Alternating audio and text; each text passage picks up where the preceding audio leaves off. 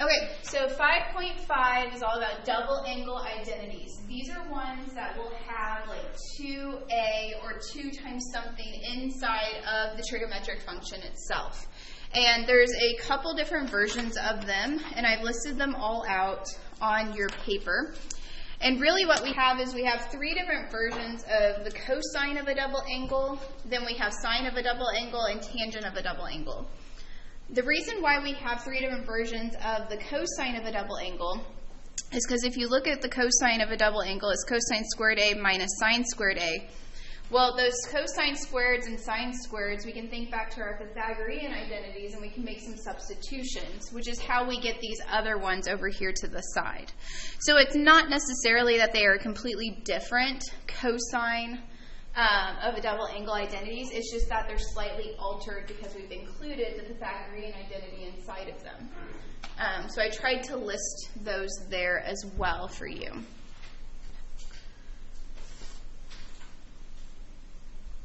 So that's what those are. There is a little star note underneath these identities here in my handwritten notes where it says, in general, you never want to assume that f of 2a, like where the 2 is inside of the function itself, translates to being able to pull that 2 out front. You don't want to make that assumption. So treat them as completely separate things as you move forward in this course. Sometimes with regular functions or polynomials, we've had special rules or tricks where we can do things like that. And in trig, at least for that, we're not going to be able to do that. Okay. Since these are already on the handout, I'm going to move on. In case you lose the handout or you need another copy of the handout or anything like that, I did include a copy of this under the Chapter 5 section of the notes in the Pearson site so that it is also there for you to view and use as you need to.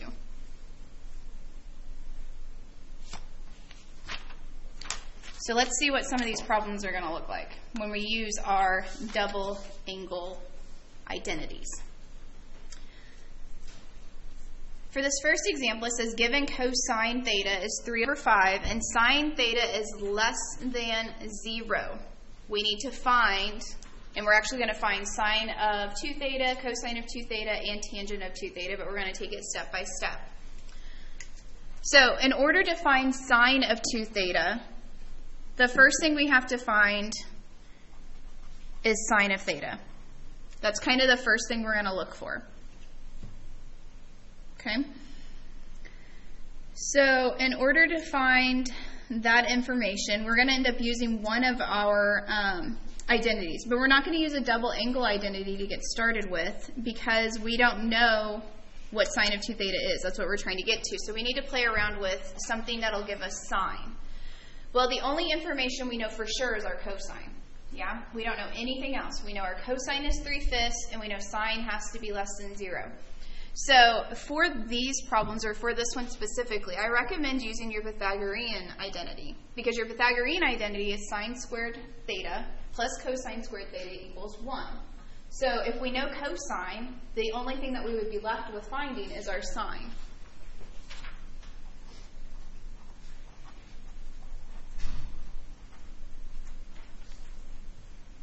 So in this case, we don't know what sine is. That's kind of what we're looking for, but we do know that cosine is 3/5.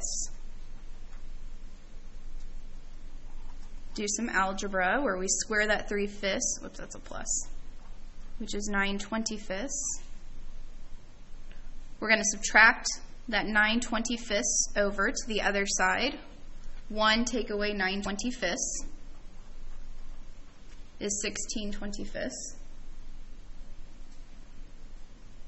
If we have something squared on the left-hand side and we're trying to solve for it, how do we do that? Square root. That's right. The opposite of a square is a square root, so we're going to square root both sides. Luckily, this is a perfect square, 16 and 25, so that we get sine theta equals 4/5. But what was the stipulation at the very beginning of this problem? Sine's got to be negative. So because we have this stipulation right here that sine of theta is less than 0, sine theta has to be negative. 4/5. Which, if you remember, when you take the square root, theoretically you get two roots. You get a positive and a negative. And this is how you would decide which of those to actually keep. It's going to come from the information that they give you in the beginning. Either they're going to give you a stipulation like sine theta is less than 0, or they're going to tell you what quadrant it lies in, and then from 1.4 you'll be able to determine whether sine is positive or negative, depending on which quadrant it specifies that you're in. But we did all of that, and we found that sine is negative 4/5, which is great, but that's not actually what we were looking for. What we're looking for is sine of 2 theta. So now is when we're going to use our double angle identity. For sine, if you look at your paper, sine of 2a or 2 theta, however you want to look at it, is 2 sine a cosine a. Now that we know what cosine is, and we already knew what cosine, but now that we know what sine is, we can do a substitution here and compute out what our double angle is. We can't just say, okay, well, it's negative 8/10. Because as I told you with that little star note, we can't just assume that that's the same thing. So what we're going to do is we put in 2, and then sine of a, in this case, or sine of theta, we just found is negative 4/5. And then cosine of theta was 3/5. That was given to us at the beginning. So we substitute in what we know.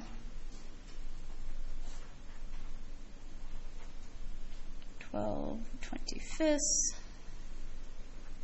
Negative 24/25. And that's our sine 2 theta.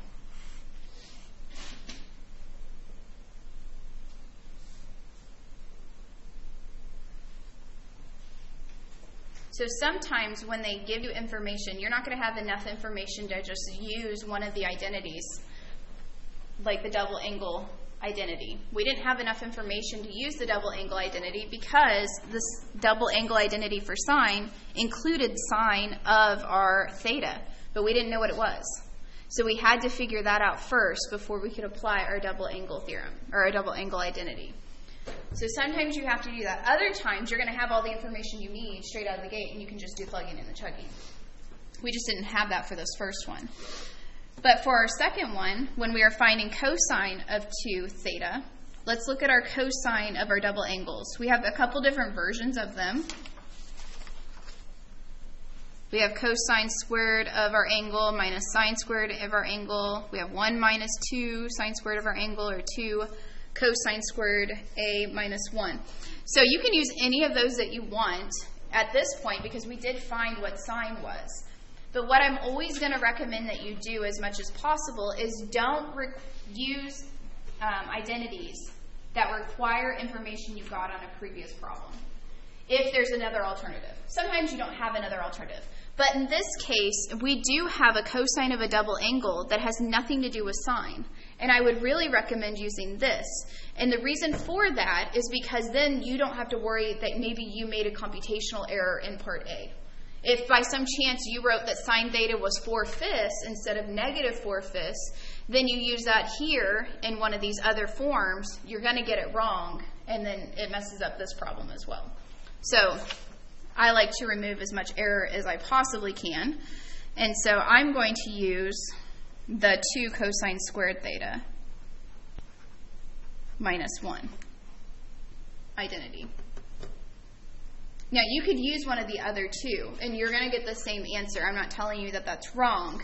For me, I like to make sure that I eliminate as much of the space for me to make an error as possible. Because here, I know cosine theta is something they gave me at the very beginning, which was 3/5.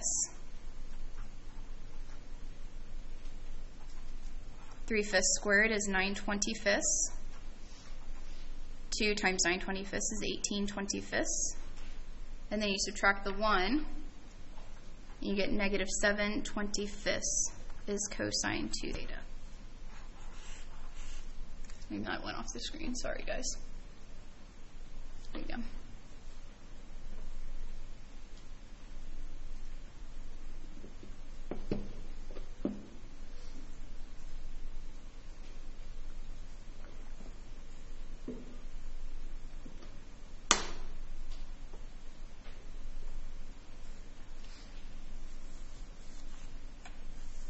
So we found sine of our double theta, we found cosine of our double theta. Now we need to find tangent of our double theta. But if we look at our tangent of a double angle identity, notice we need to know what tangent of A is, or tangent theta. And right now we don't know that. So we need to find that. Because we can't apply our double angle identity until we know what regular tangent is. Well, what do we know about tangent? Oh, I think I heard it. What was it? Yeah, it's sine over cosine. We know both of those now. They gave us cosine and we had to figure out sine. So negative 4/5 over 3/5,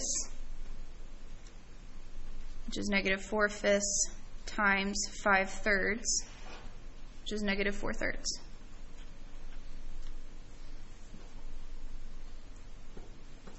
Once you've found out what tangent theta is, we can now apply our double angle identity. I keep wanting to say theorem, but it's an identity. And I recommend anytime you're using one of these identities, write it out as it originally is. It'll help you to learn it and help you to memorize it. Again, you're not expected to memorize them, but there are a few of them that are going to keep showing up.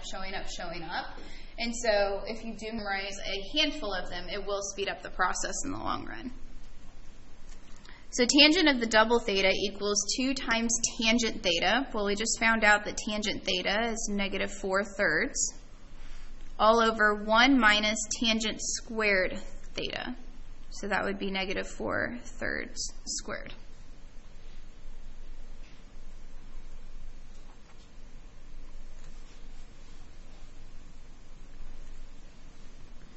So 2 times negative 4/3 is negative 8/3 all over 1 minus negative 4/3 squared will give me a positive 16/9.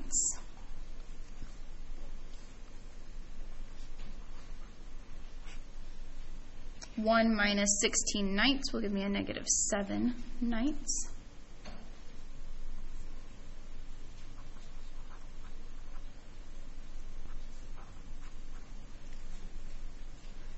Cancel, multiply, you get 24/7 is the tangent of double theta.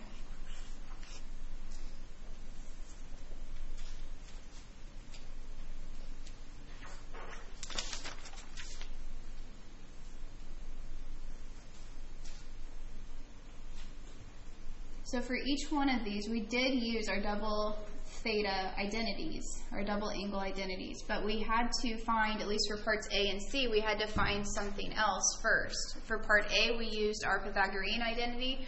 For part B, or C, excuse me, we used, what do they call it, our quotient identity. We had to use basically the definition of what tangent is. And so sometimes you're going to have to use these other identities before you're able to use the one that you really want to use. Are there questions on how I did either of these three? All of these three. I don't know if either is the correct English for that.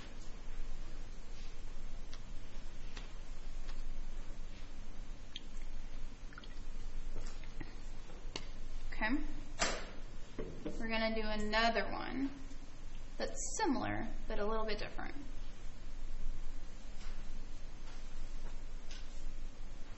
We're good? Okay.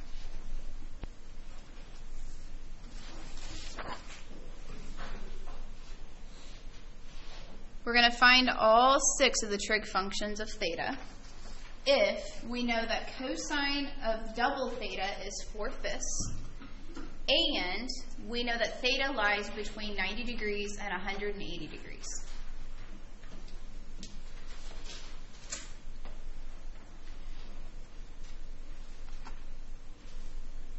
So immediately I would start thinking, okay, if theta lies between 90 degrees and 180 degrees, that's quadrant 2.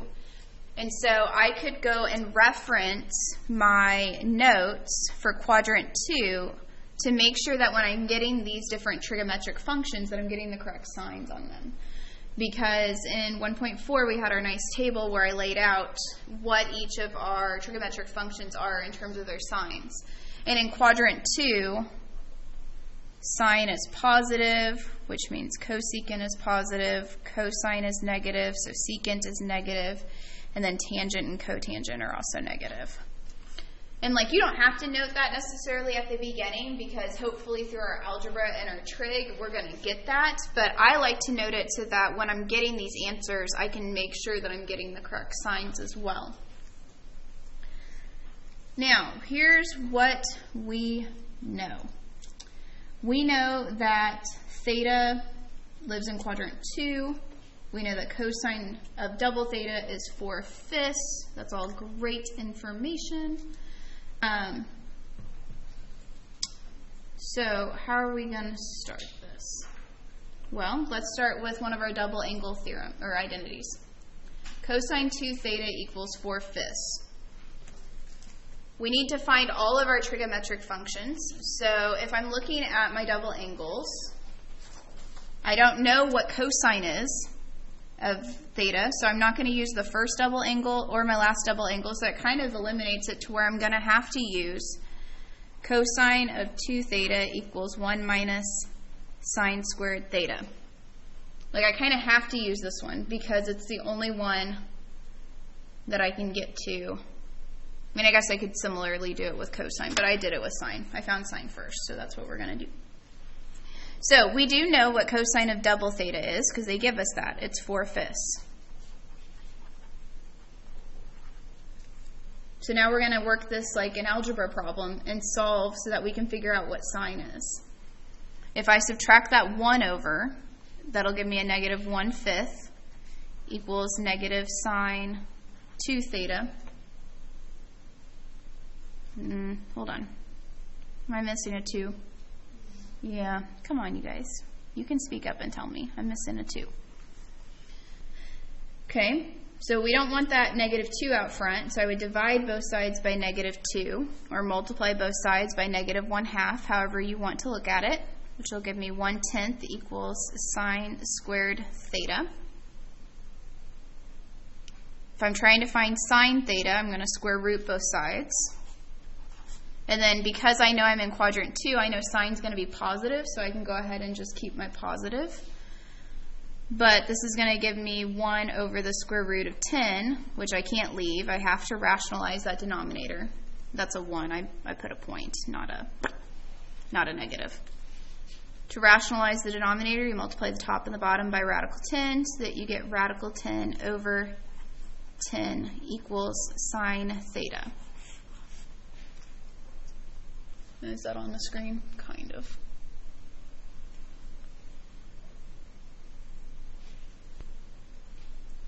Okay, so that's a lot of information, right?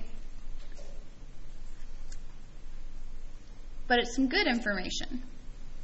Now, do you remember way back when we first defined sine theta in terms of x's, y's, and r's, what is sine theta? Yeah, y over r. What is cosine theta? X over r. Okay. Those are good things to remember because we still are dealing with angles even when we're doing all this other weird trig stuff. We're still dealing with the original sine and cosine, tangent, and all that kind of stuff that we originally started with. Now, we know what sine is, but we don't know any of the rest of them. So sometimes it's going to be nice to be able to draw a picture. And you're like, I don't know if I have enough information here to draw a picture. But you really do. Because right here, at this point, before we rationalized it, we had 1 over radical 10. We had y over r. So if you wanted to draw just a general picture, remember these don't have to be great or anything, but if we draw a picture, remember we have to end up in quadrant 2. We start with our terminal side here along the x-axis. That takes us around here, which is where our theta is. And then we have our little angle. So if sine is y over r, that would mean, let me get a different color. Maybe it'll stand out a little bit more. This is my y value on this side of my triangle, and my r is my radius, which is over here. Remember all this? It's kind of been a while since we did a picture. But here's the reason why the picture might be nice. Because then, instead of using some sort of a weird double angle identity or something like that to come up with our cosine or even our tangents or any of the rest of this information, we can use the picture. Because if I know two sides of a right triangle, how do I come up with a third side? Pythagorean theorem. That's right. We don't have to make it overly complicated just because some of the trig has gotten more complicated. We can still use all these basic tools that we learned back at the beginning. We know that x squared plus y squared equals r squared. So in this case, we know that x squared plus 1 equals 10. Where I plugged in the 1 for my y and the square root for my r, now I can solve for my x. Take the square root, and I get x is 3. But now I'm in quadrant 2, so what do I know about x? It's negative. And back at the very beginning of the semester, we know all 6 of our trigonometric functions just based on x, y, and r. So there's my sine. Cosine, as you told me, was x, let's do cosine theta, is x over r. Well, my x is negative 3. My r is radical 10. When I rationalize that, that'll be negative 3 radical 10s over 10. So I don't have to use any more of these weird identities. I can just use the definitions of our trigonometric functions. Tangent theta, what is that in terms of x, y, and r? Y over x, correct. So in this case, it'd be 1 over negative 3 or negative 1/3. And then to get the rest of them, we flip them. Because cosecant is 1 over sine, so that would be radical 10. Am I still on the screen? Yeah, okay. Secant theta is 1 over cosine theta, so that's negative radical 10 over 3. And then cotangent theta is 1 over tangent, which is just negative 3.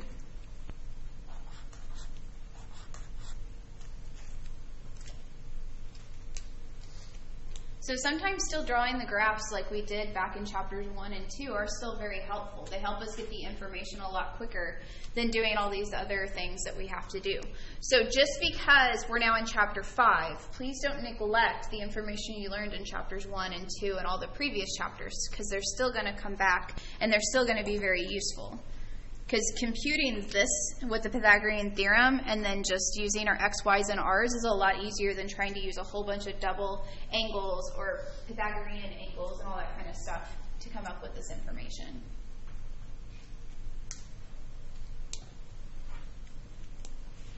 Questions? Okay, let's verify something then.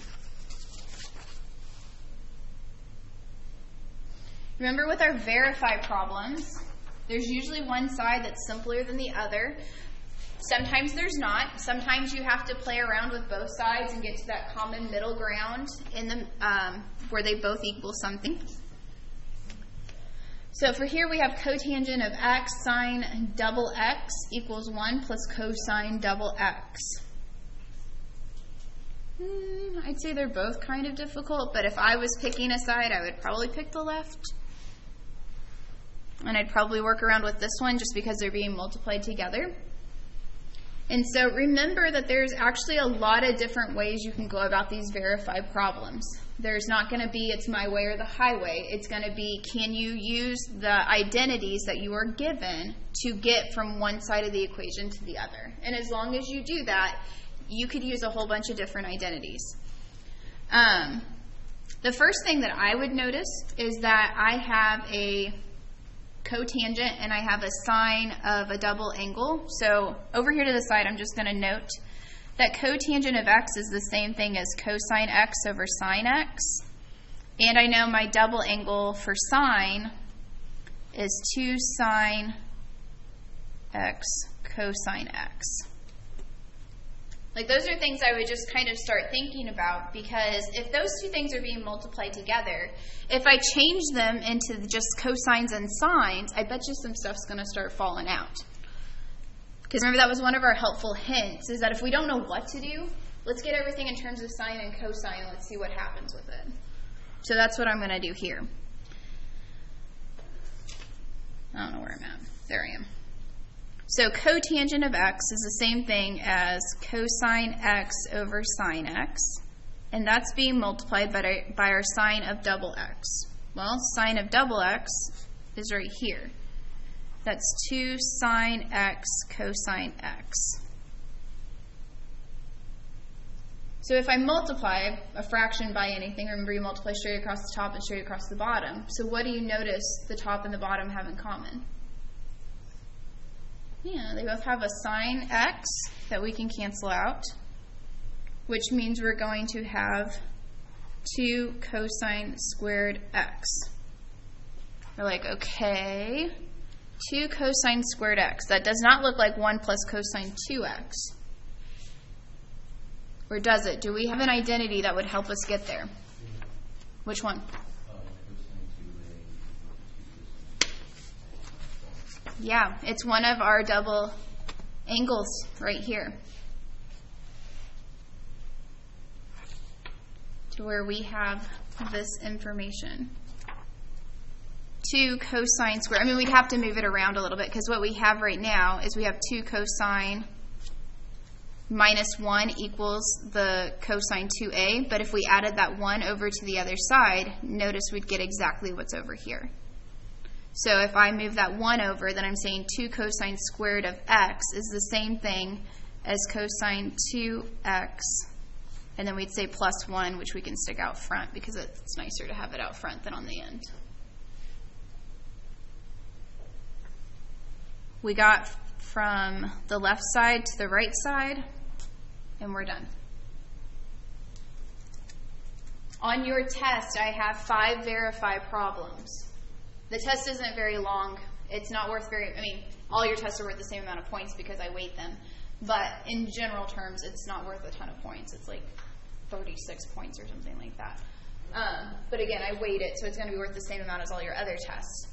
But these verify problems, what you're going to do is you can't skip any steps. You're going to have to go logically step by step, because I'm going to have to be able to follow what identities you're using. You don't have to tell me what identities you're using, but I need to be able to see how you're going from step to step to step. Because like I said, there's definitely more than one way to get there. Are there questions on what we did here and how we verified it?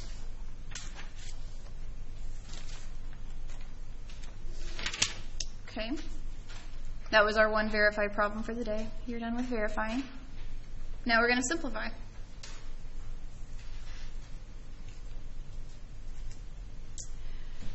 So for these ones, you're given an expression, cosine squared of 7x minus sine squared of 7x, and we have to figure out how to simplify this.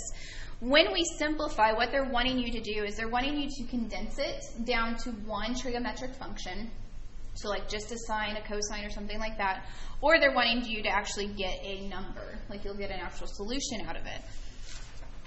But the way these work is we kind of have to start seeing patterns.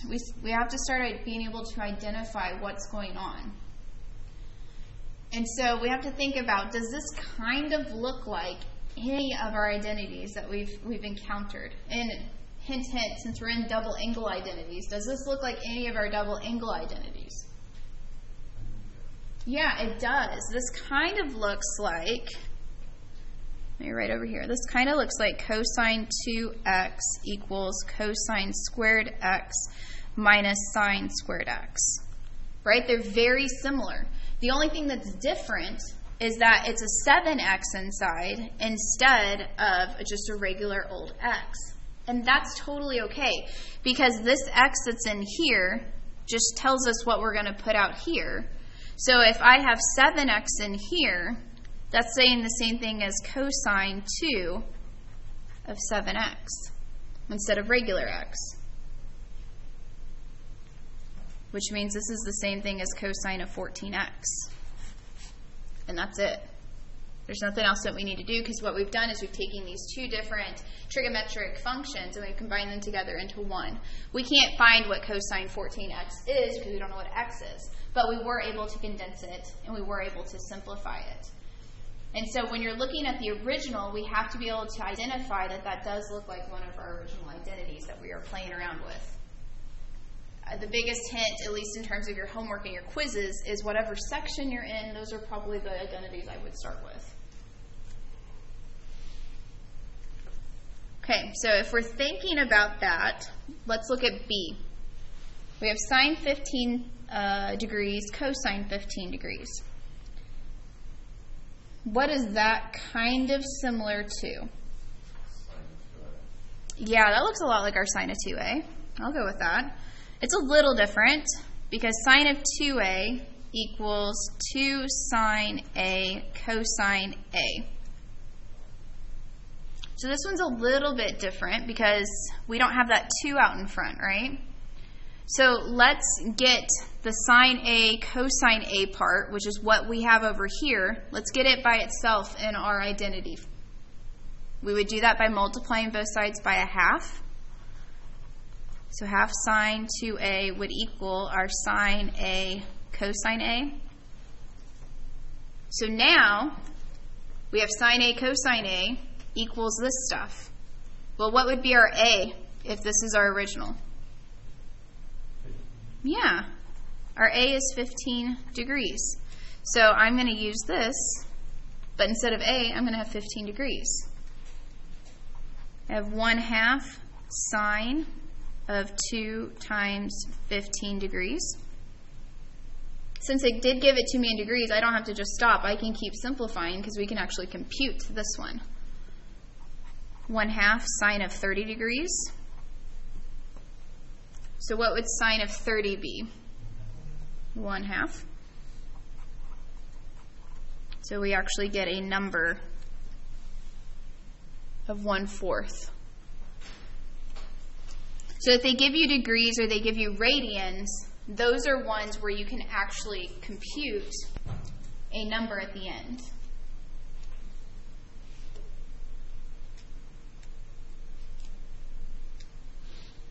Sometimes you have to manipulate the identity around a little bit, like we did here in B. Sometimes, like we did in A, we didn't have to manipulate anything around. It was just already kind of in the standard form. We just had to plug in the value.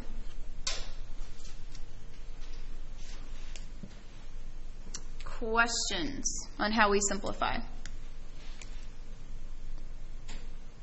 Okay. This one's kind of like a simplify.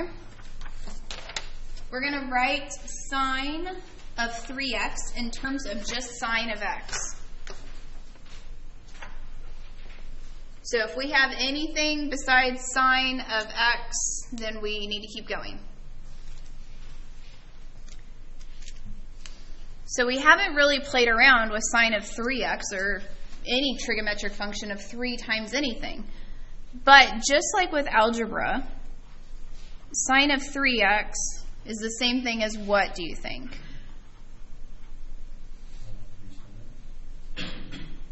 2x plus x, maybe? Because remember at the beginning I said we can't just pull that 3 all the way out in front of the sign. We can't guarantee that with our trigonometric functions. But, I mean, I can split 3x into 2x and x. I mean, the algebra still holds there.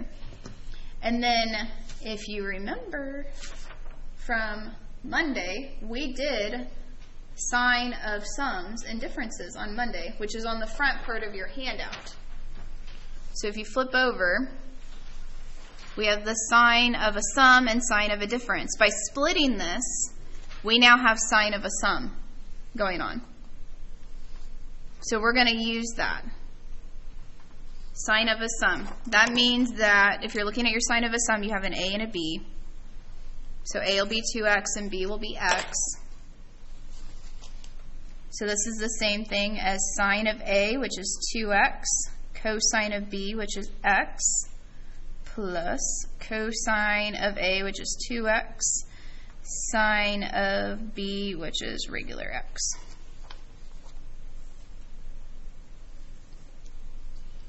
So let me write over here that we did sine of sum. No, sorry.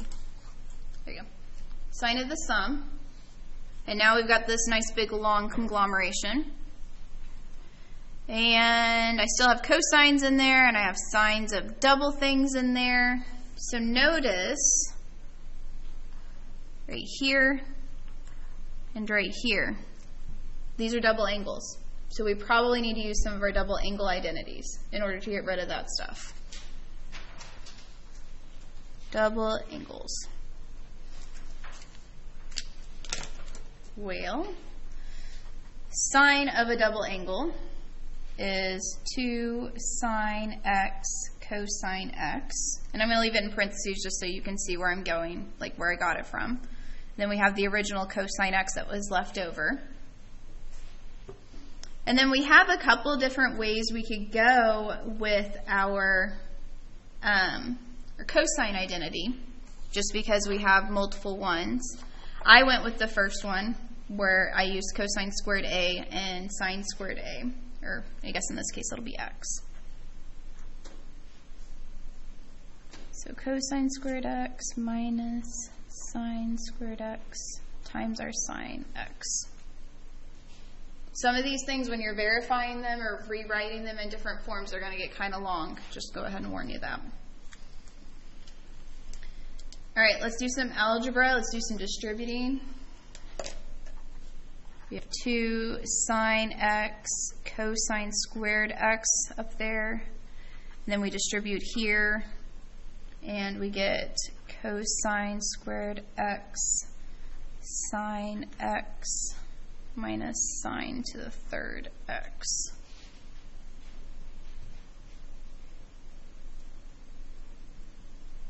Well, notice I have 2 sine cosine squareds, and I have another cosine squared sine. They're in a different order, but it's the same thing. So I can combine those. So I get 3 sine x cosine squared x minus sine to the third x. I feel like we're getting a little bit closer. Because remember, the whole thing we're trying to do is we're trying to get rid of everything that's not a sine. But I have that cosine squared x. What do we know about cosine squared x?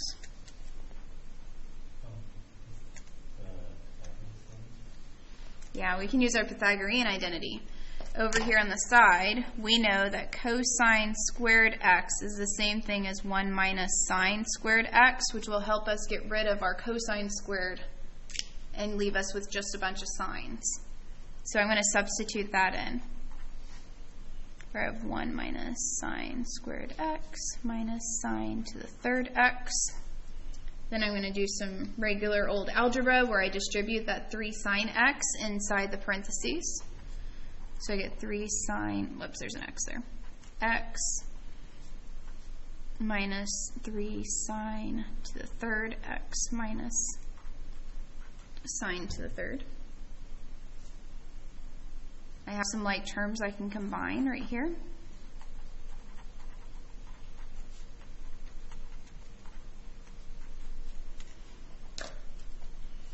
And at that point, even though it looks kind of weird and we're not used to sine to the fourth and everything like that, we have officially turned sine of 3x into something that only deals with sines.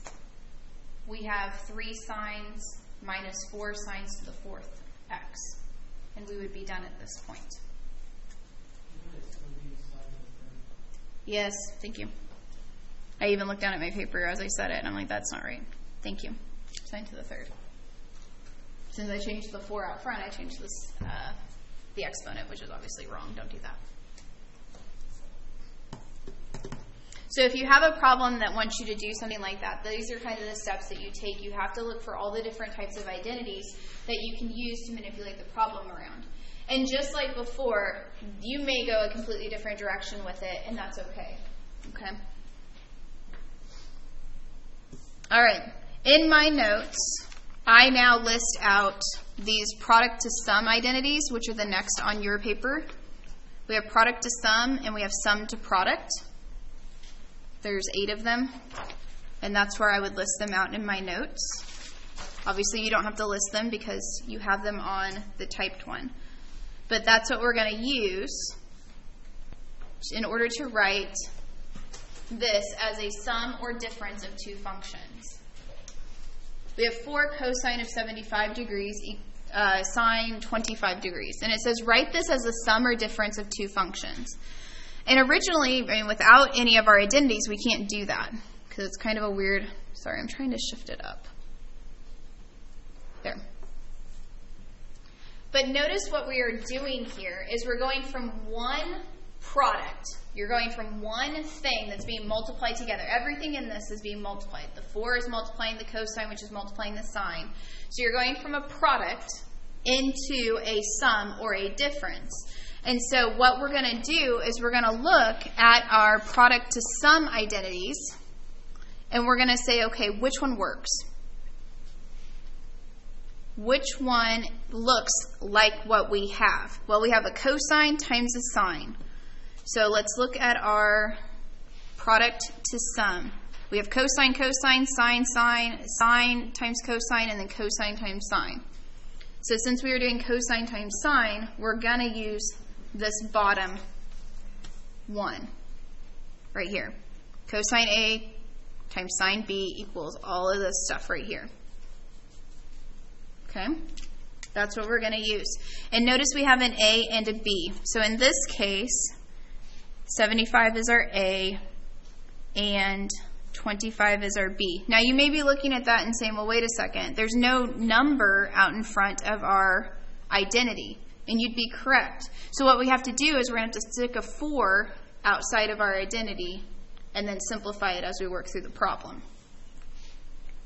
We're going to have 4 times, and then our identity says 1/2 sine of A plus B, 75 degrees plus 25 degrees, minus sine of A, which is 75 degrees, minus B, which is 25 degrees. And bracket and parentheses. Lots of brackets and parentheses. The nice thing about these is you're actually going to get like nicer answers. You're not going to get necessarily a number because it wants it to write us, it wants us to write a sum and difference. It does not want us to find a numerical answer in terms of a decimal or anything like that. So we're just going to simplify it until we can't simplify it any further.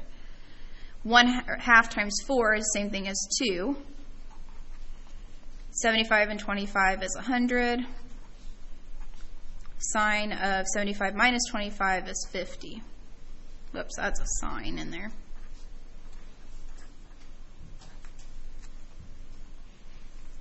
So you get 2 sine of 100 minus 2 sine of 50. We now have this original product written as a sum or a difference. In this case, it's a difference because we have a minus. And since we only have one function and one function, we have written it as a difference of two functions, and we are done with that one. So you don't get a decimal. You're not going to get an actual answer. We did what it asked us to do, and then we're done. Questions on that one? There's one more. It's the exact same thing going the different direction. So if we go from a product to a sum and difference, we're going to go from a sum or difference to a product.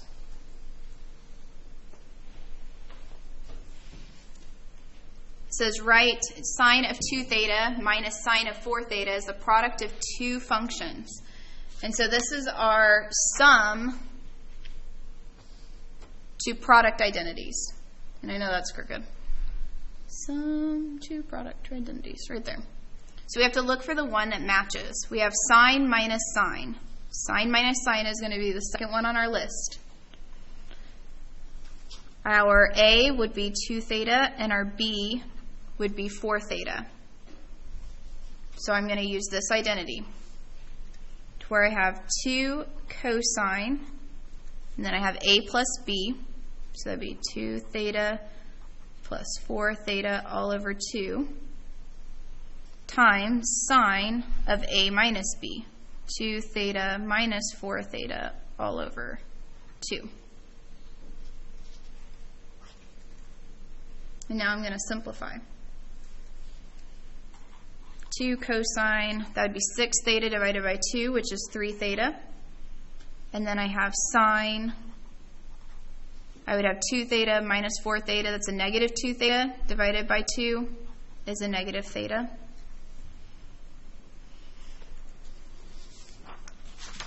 We don't usually love leaving negatives inside if we can help it. If you remember, we have our even odd identities on the front. Sine of negative theta is the same thing as if we pull that negative out front. And since all of this is being multiplied together, we can pull the negative all the way out front, giving us the negative 2 cosine 3 theta sine theta. And now we have one product. It has 2 functions. We have our cosine function and our sine function. So we have followed the instructions and we have done what they asked us to do.